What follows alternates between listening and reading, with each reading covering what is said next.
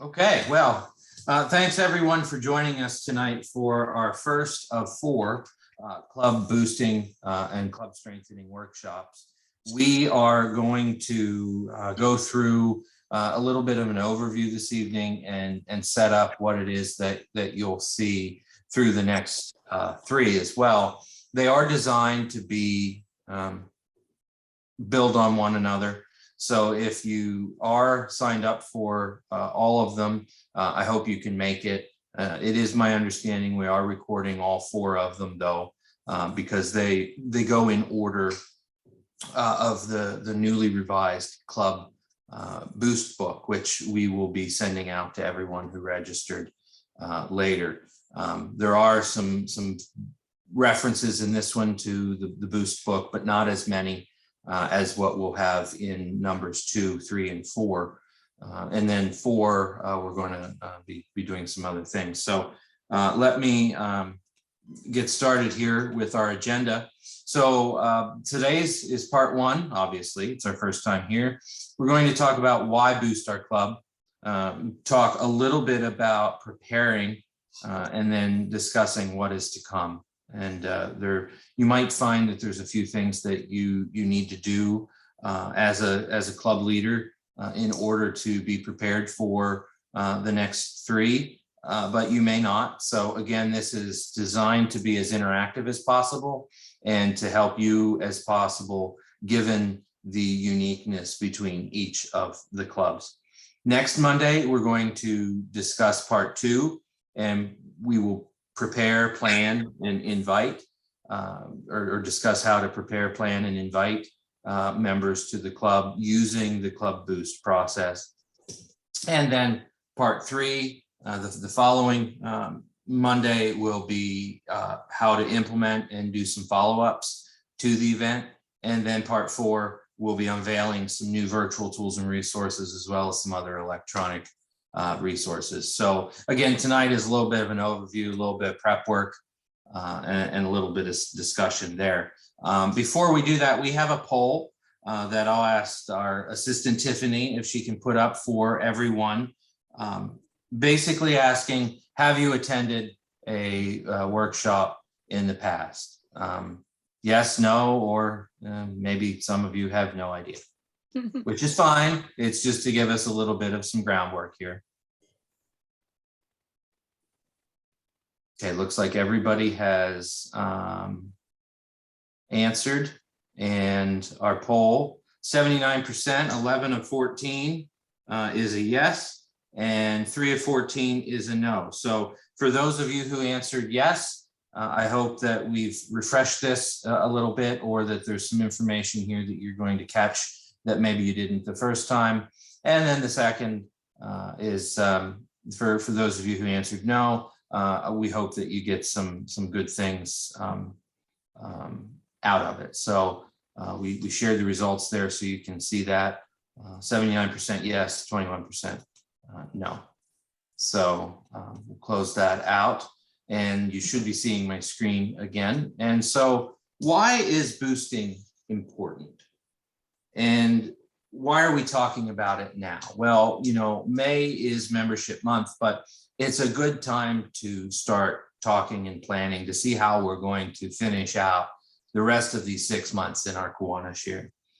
You know, this is our 4th year that we've provided a boost workshop of sorts, but this year we did update it to meet the needs of members and even the current environment, if you will. We focus on evaluating club operation as well as membership and recruitment during and after the pandemic. And we know that, you know, as our clubs have changed a little bit over the course of the last 2 years, we're finding it more challenging to be able to invite members using traditional methods. But we also want to make sure that we are working with our clubs as much as possible to keep our clubs relevant and active.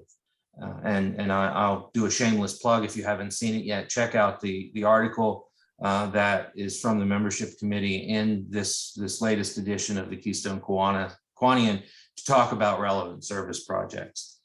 But, club strengthening and the need for that is not necessarily just about getting new members, but it's about looking at the club as a whole.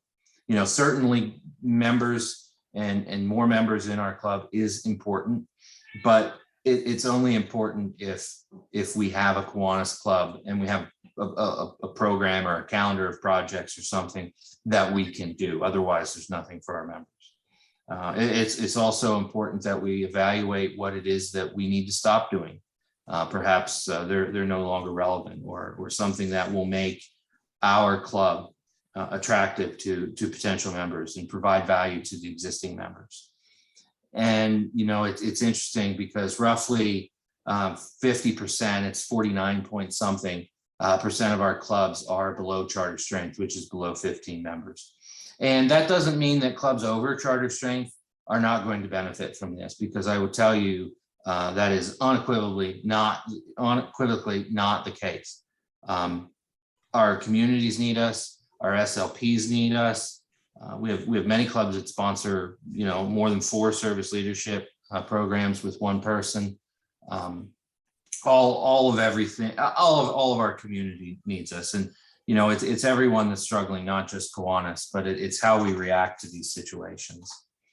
Think about something that this will come up a little later, but think about what would your community lose if your Kiwanis club did not exist. We all hopefully saw the Kiwanis magazine several years ago, prior to 2020, big ominous black cover. And a lot of you have heard me talk about this before, but it says on the front, what if Kiwanis didn't exist? So think about that for right now. A couple more statistics. This is unique only to how you make it work in your club. Age really is just a number, but the one thing that I wanted to point out is the second option there. So the average age of a new Kiwanian is 48. So by and large, that age group or demographic are the ones that seem to be saying yes, more so than not. And I'm not sure what the science is behind that, but you can see those numbers there don't veer off of the late 40s to early 60s range. In one kind of decade or generational conversation there. But that doesn't mean that we need to target just those of the average age of a new Kiwanian. But what we do need to do is be aware of who it is we're asking and how, because that makes a big difference. And then what it is that we have to offer a 48-year-old. What do we have to offer a 24-year-old? They're obviously very different. And we have some programs that are available to help us guide through that. Our mission as a Kiwanis club has not changed, but our membership has, and it continues to evolve. And just as our communities do and society does around us, there's more demands on families now and for different reasons than joining in the past. So I'd like to take a minute here to discuss a few things as a group, and you can either speak, unmute yourself and speak out loud, or put it in the chat, and Barb and Tiffany are going to help monitor that as well. In your particular club, if anybody's comfortable sharing, some questions. What does your club look like? Is age a factor in recruiting new members? Should you or do you focus on only younger members, or are we looking across the board at newly retirees, or that kind of goes in line with the second question, is age even a factor in your recruitment? And then what's your definition of young? Because that is a little different for each too. So anybody here willing to share a comment or a thought?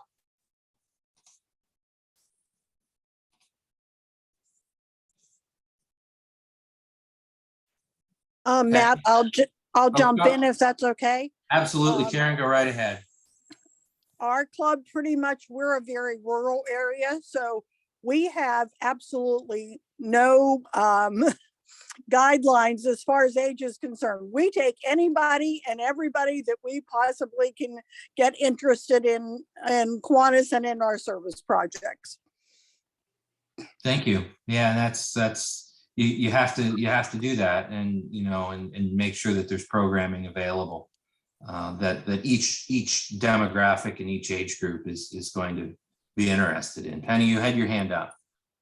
I did. Our club has members aged 24 to 84. So we don't just look for a particular age group. We're just looking, as Karen said, anybody that wants to put hands-on service. I mean, we do have a group of corporate members that help us out immensely in different areas, but what we should be looking for now is members that want to do the service. And we're seeing that trend in a lot of clubs, and we're approaching that with new clubs as well, is the more emphasis on service and less emphasis on meeting and administration. I have a Post-it note on my computer from someone that I was in a meeting with, and they said that their focus is more meaning, less meeting. So that's an interesting comment. Any other thoughts? Oh, one more. Sure.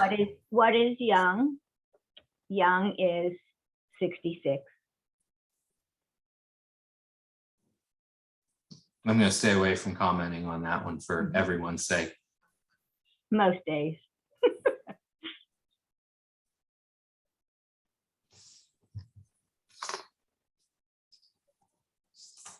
Okay, so club boosting. We talked a little bit about it's a focus on strengthening the club. It doesn't necessarily mean get more members. Of course, that would be great. That is one of the goals of club boosting. But we're looking at club operations, the way in which our leadership is structured. Is the leadership the same year after year? New leaders, obviously can bring a new direction and new ideas. Are we encouraging our newer members to get involved in leadership of our club, and at what level? And the service projects that we offer, we talked a little bit about that already with the relevance. Basically the community needs also should be evaluated. In fact, I recommend that those needs be evaluated somehow on an annual basis. And some communities will help evaluate needs through their United Way or YMCA. Others, it requires a little bit more legwork. But just some thoughts in the chat, if you can.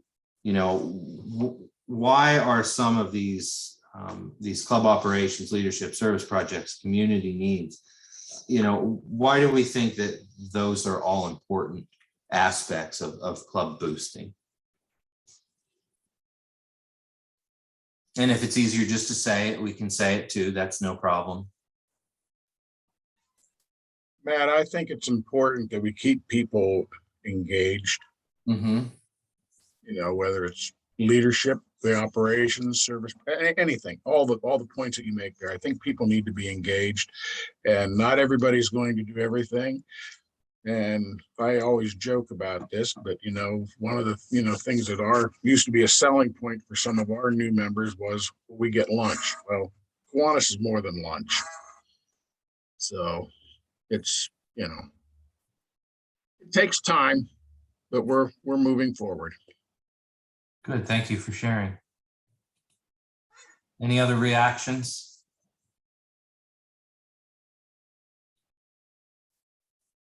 One of the issues that we have with service projects also is we encourage our members to get their clearances, but we have less than 50% of our club that have them. And both Lisa and I have both taken laptops to our club meetings for people to get their clearances at our meetings. Mm-hmm. And we've had very little success with that. Yeah, Chime in, Lisa. That's common. Yeah, that's common. I understand, but that's good that you do that. Well, sometimes I wonder, is it because we haven't hit a service project that piques their interest enough? I know when we just started to do the reading down at the daycare, a few more people signed up and got their clearances. And then we were doing some projects with Robb Elementary that we just started recently. And then a few more people signed up. So I think it's important that you evaluate the projects and the community needs, not only to see that you're meeting the needs that your community has, but also ones that interest your club members. Because as a leader, something might interest me, but my club members, it might not be on, in their wheelhouse, not something they're comfortable with, not something they want to devote their time to. So it's important to evaluate those things. Absolutely. That's very well put. You know, the first time we did this boost workshop in person, we equated the boost to putting a polishing your club, prepping your club to make sure that it's ready. And the definition of ready is that you're doing relevant service for the community, but also projects that your existing members are going to take ownership in. And we'll talk about a little bit of that in just a minute. And I'm glad you brought that up. Val Rose, you have your hand up. Go ahead. Yeah, I was just going to say that what we found really added members for us was when we did increase our service. And throughout COVID and everything, we just kind of did some different things, some outdoor things that we hadn't done before, so that we could still do things in the community and get known. And that's what's really helped us, is increasing service. We've had people come, ask to join us.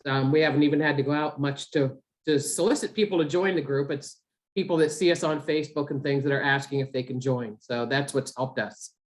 It's a good point. We are a community service organization, and the key word in there is service. And that is different for every community. That is different for every club.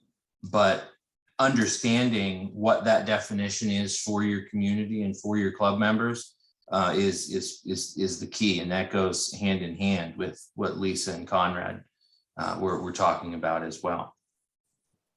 So along those same lines, just think about this.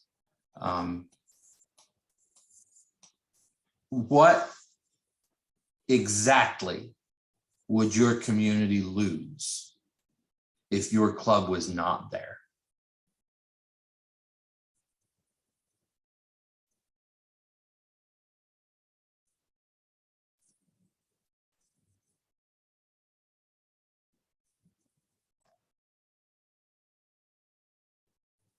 And I didn't freeze, but I left it quiet for a reason, because I wanted that to sink in. Think about all of the children that come to your events, or all of the people that benefit from even some of your fundraisers, because a lot of your fundraisers go towards supporting things in the community. So yes, fundraising is a type of service. It is part of that definition. It's not the only type of service out there, but it is part of it, and it does work. But even those folks, if that weren't there, all of the beneficiaries from that would not be getting those funds. Lil, you have your hand up. I do. I'm actually answering this for my own division. We wouldn't have books in certain schools. We wouldn't have them in certain low-income neighborhoods through the laundromats. We also wouldn't have clothing and or food for children during their off hours from school. It's huge. It's huge in a particular division of Region 7.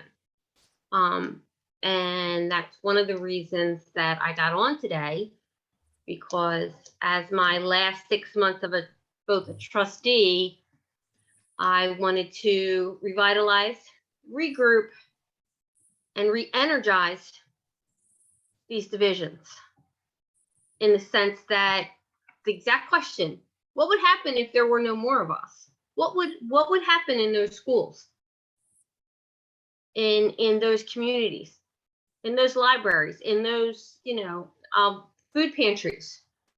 That's huge. And I think a lot of it is we don't have enough hands.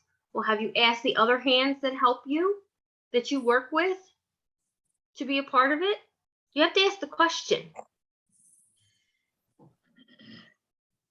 That's a good point. And, I didn't necessarily have it in this presentation, but I think everybody knows what's about to happen. And I think everybody knows the answer to this question by now. But what is the number one reason why people don't join Kiwanis? Because they're not asked. That's right. If they're not asked, their answer, they don't even have the opportunity to say no. And you don't have the opportunity to keep them on your radar for many years to come. This is one of those things that obviously you got on here tonight. So speaking to the choir a little bit, but it's a talking point. It's good to start working with your clubs to have that conversation and to start out that conversation with all of the good that you do. Because if you start this conversation on a positive note rather than everything negative, I can guarantee you that the conversation will go much more smoothly than if you start talking about what it is that you do wrong. Because wrong is a relative term here, but we need to be energized by getting ourselves in the right mindset and knowing all of the good that we do in the community as a Kiwanis Club. And so part of the first step in preparing for the boost is that you need a plan of action with a timeline and benchmarks involved, access to effective and appropriate tools and resources, and knowledge of the club programs, projects, and dues. All of that said, we can't do those things without 2-3 very important things, and they are the membership chair and committee, as well as member and club commitment or member buy-in. And, we were just talking a little bit about that as well. And so we have a second poll that we're going to launch for everyone. Membership, the question is basically, do you have a membership chair or committee? Yes or no, or I don't know.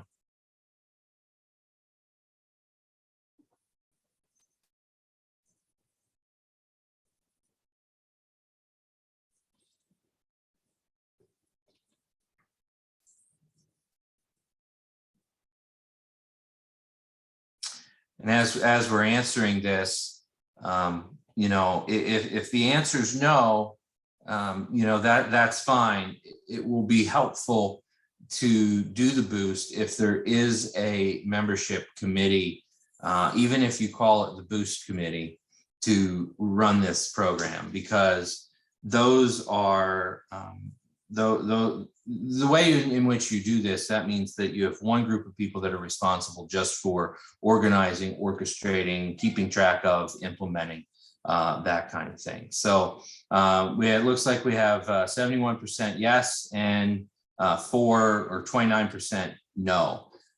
So if the folks that said no are interested in talking more about that, please email me. Let me know if you want to have a conversation about how that would look. It sounds a lot more daunting than I think it really is, but it's one of those things that if done correctly, there can really be a lot of great success from that as well. So we are going to talk a little bit about that, about the membership chair and the membership committee. These two things, really are the basics of what we need to do to make a boost successful. And with having that, the membership chair's responsibility is to assist and set some membership growth goals with the officers in the board of director. And, that doesn't necessarily mean new members. That also means keeping track of members who may have not been around for a while. Now, we have to balance that a little bit with member expectations and member availability. There's a number of clubs out there that are using as a recruiting tool that, there's not an attendance requirement. And we only ask that you can do what it is that you can do and try not to overcommit yourselves. But there's also a positive in knowing about when a member is missing. And having a conversation and just reaching out and making them feel like they've been missed and making them feel like they've been part of it. It's also important to note that while membership is everyone's job, and encouraging everybody to share their Kiwanis and go, talk it up amongst their friends and community, having a set membership chair, a membership committee to keep track of that is important. There is one thing that we will see in the Boost book that you will have, that there's a membership checklist that includes having, maybe a public relations coordinator or someone, with the idea of public relations on that committee. There's a lot of different things that you can do as far as that is concerned. So we'll make sure that we point that checklist out. I think we had a raised hand just a minute ago. Lil. Hi. So again, I've been through Boost and as a trustee, I've been given some advanced training. Thank you, Matt, Tiffany. I can't remember if Sarah's on there or not. But are we taking off my least favorite thing of when we delete a member is lack of attendance? Can that be reworded some way? It's not, and it can't just be attendance either. These club secretaries have to, there has to be a better, I'm a club secretary. I know Tiff's been a secretary. There's got to be better verbiage there.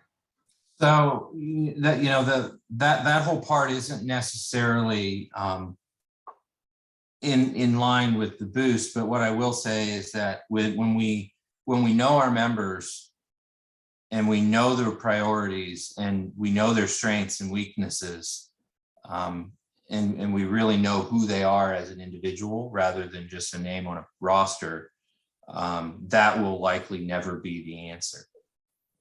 Even if it is an option that's out there. I won't get into the whole issues we've had with having them change up those, but we can talk about that at another time. But what I will say is I'm glad you brought that up, because if we are aware of our members' strengths and weaknesses, even though that's an option, it should never cross our minds as selecting it, because that, unless that is the actual reason.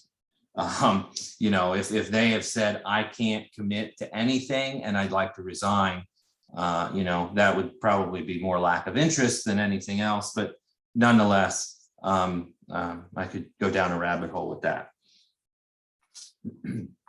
So after we go through the membership checklist, then what we need to do is we need to prepare our club to Boost. And that's where we get that member buy-in.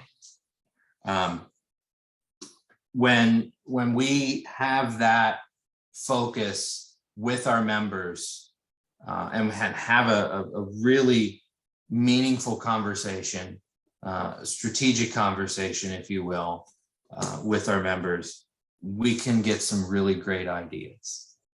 And with those ideas is going to come a lot of excitement, and you'll end up building energy around this and having a lot of fun with it.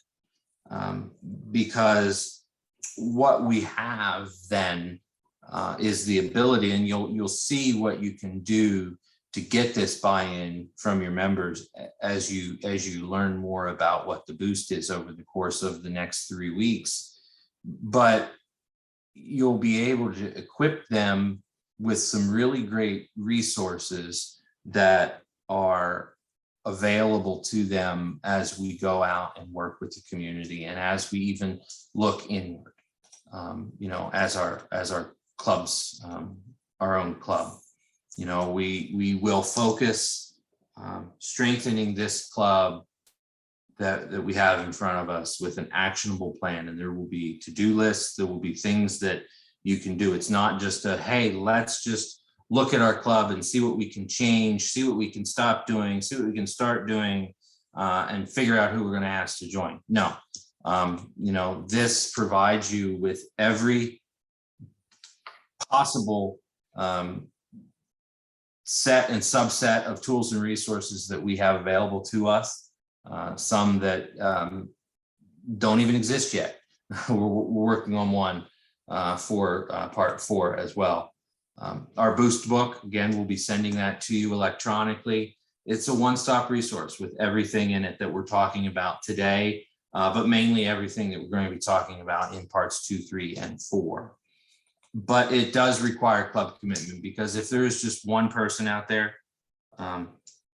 if it's just you as the club leader that's interested in doing this, it's not going to work as successfully as it would if you get the entire club, because that importance is so critical that they help provide that energy I was talking about earlier, and they'll also provide some ideas. And just think about when you sit alone and you jot down some ideas, sure, you're going to come up with some great things.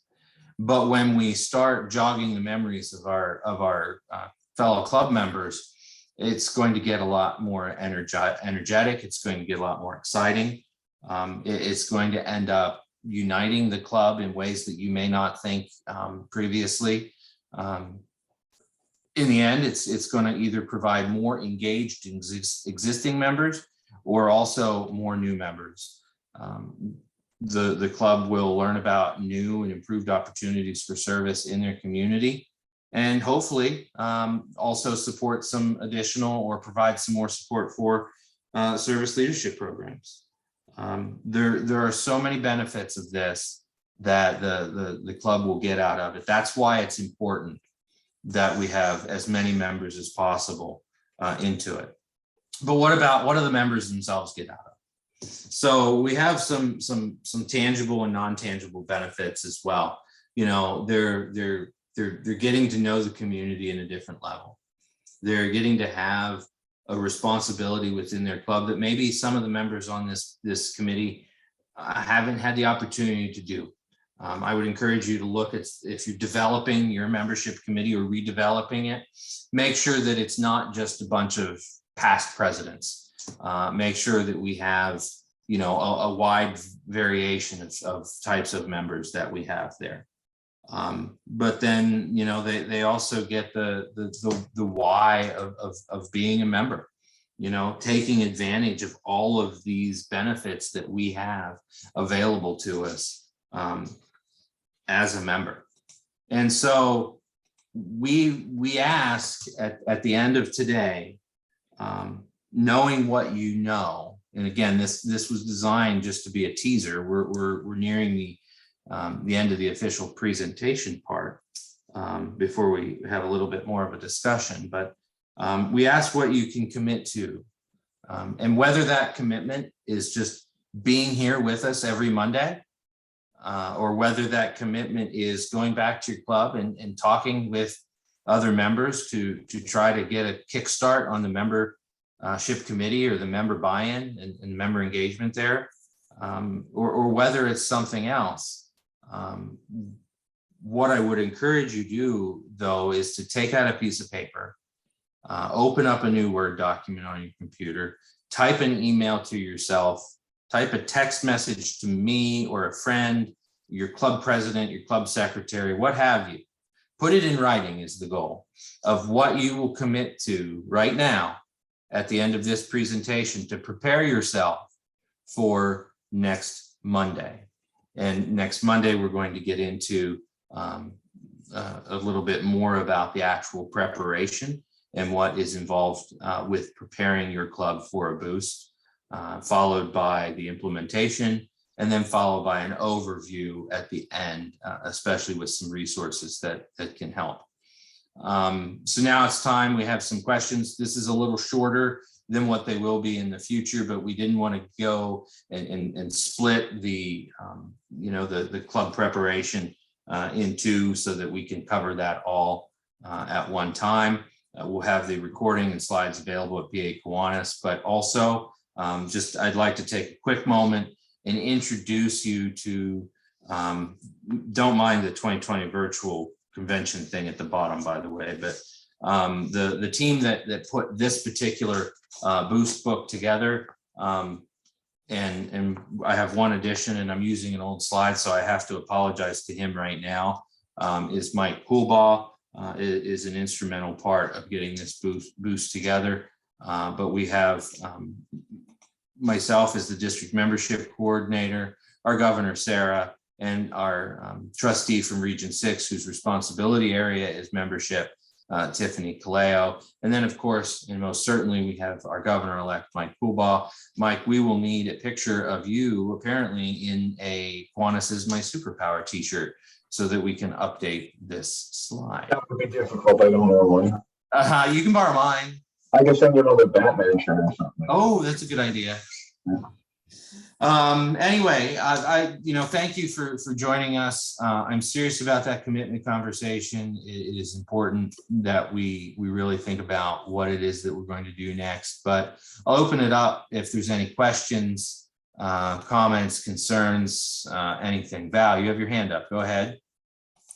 Yeah, I do have a question. Our membership chair recently presented about the 2 for 2 campaign, and I guess I was wondering, is that the international campaign and this is Pennsylvania? Or, I mean, I guess as long as we boost it really or get more members, it doesn't matter what method we're using, but I was just wondering, I guess, the difference here.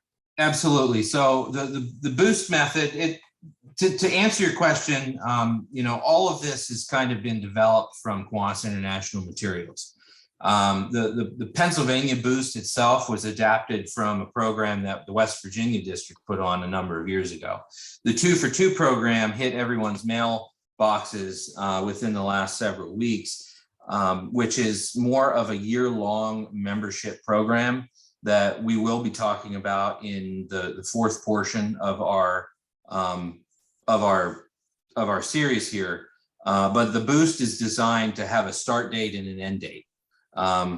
Just as a boost to get your club back up there. And then likewise, the 2 for 2 program is a year-long program designed to have some commitment month by month from different members. So it can be used in tandem, it can be used in addition to, but the difference is that it goes much longer than what the boost may for different clubs. Did that answer your question, Val? Yes, it does. Thank you. Okay, you bet. Thanks for asking. Any other comments, thoughts, questions? Just thank you, Matt. Thank you.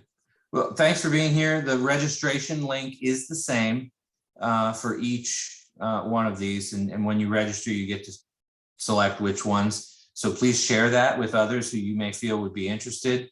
Again, we didn't get into the nuts and bolts of the boosting today. We wanted to just kind of manage expectations, give you the lay of the land, if you will, and have that conversation as to what some of the things that you'll need. One of the questions that's often been asked of me, and it kind of goes to Valerie's question, how long does this take? It takes as long as you need it to. Some clubs need to spend a little bit more time on getting to know their communities. Some clubs need to have already done some of those things, and therefore they don't have to. So again, it takes as long as you need it to work effectively.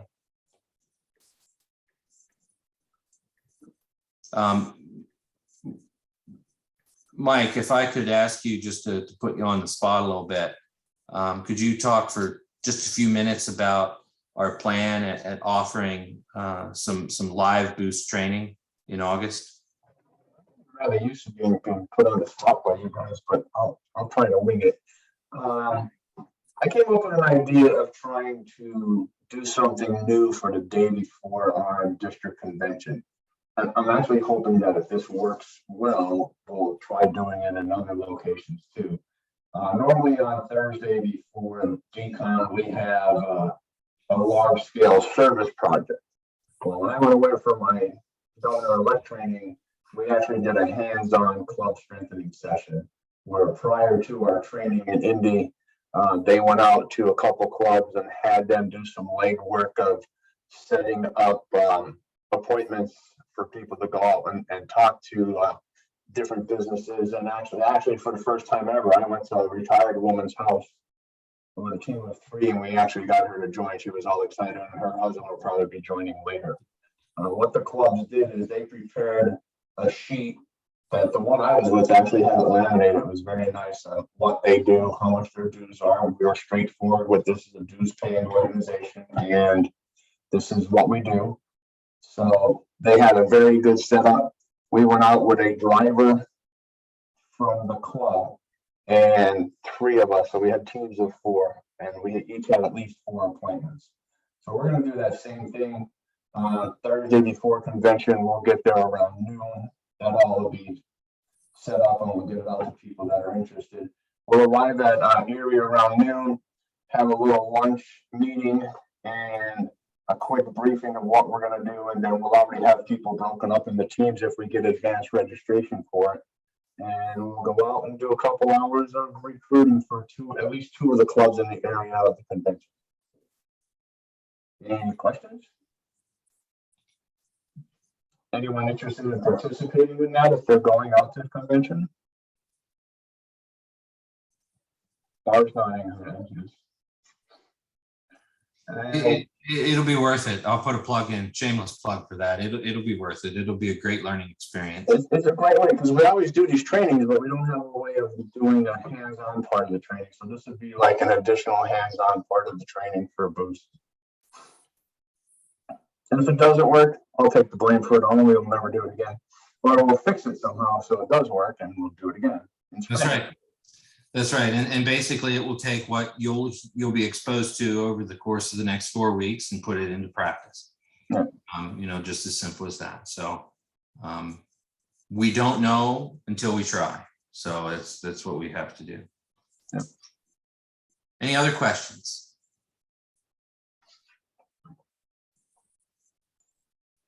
Okay, well, everyone, thank you so much. Appreciate you being on here, and hope to see you all, and bring a friend next Monday. See you then. All right, good night. All right.